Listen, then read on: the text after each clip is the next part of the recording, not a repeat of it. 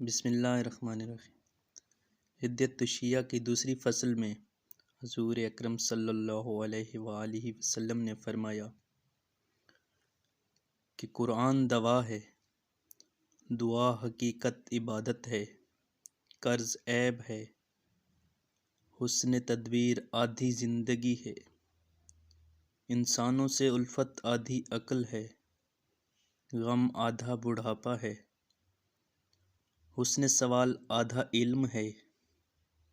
عیال کی قلت دولت ہے، اول سلام بعد کلام، رضا طبیعتوں میں تغیر پیدا کرتی ہے، برکت تمہارے بزرگوں کے دم قدم سے ہے، کسی کا ماحصل اس کا انجام ہے، دین کا ماحصل خوف خدا ہے، اللہ کا خوف ہر دانائی کی بنیاد ہے، دولت مند کی کنجوسی ظلم ہے، دولت مند کے آگے ہاتھ پھیلانا آگ ہے، نعمت کا اظہار شکر ہے، صبر کے ساتھ کشائش کا انتظار عبادت ہے، روزہ جہنم سے بچنے کے لیے ڈھال ہے، نرمی حکمت کا ماحصل ہے،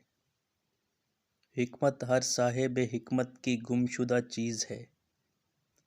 حسن اخلاق مجسم نیکی ہے،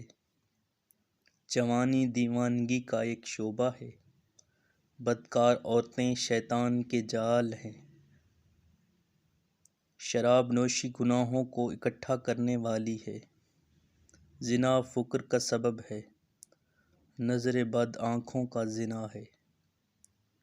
بخار موت کا قاصد ہے، بخار کا تعلق دوزخ کی حرارت سے ہے، دوزخ کی گرمی کے بدلے مومن کو بخار کی گرمی ملتی ہے،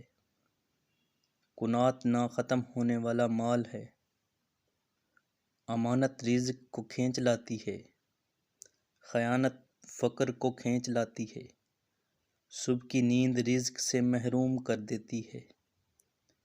امام فرشتوں کا تاج ہیں، حیا خیر کامل ہے، حیا نتیجہ ہمیشہ اچھائی کی صورت میں برآمد ہوتا ہے،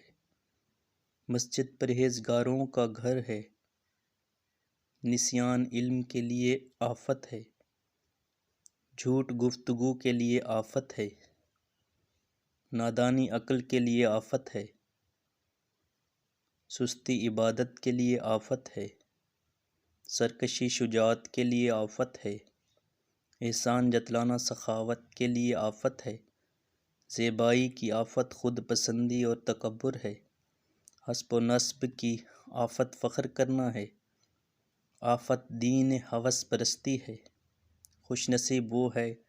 جو دوسروں کے انجام سے نصیحت حاصل کرے، بد نصیب وہ ہے جو شکم مادر میں ہی بد نصیب ٹھہرا ہو، ندامت گناہوں کا کفارہ ہے، جمعہ مساکین کا حج ہے، حج ہر کمزور کا جہاد ہے،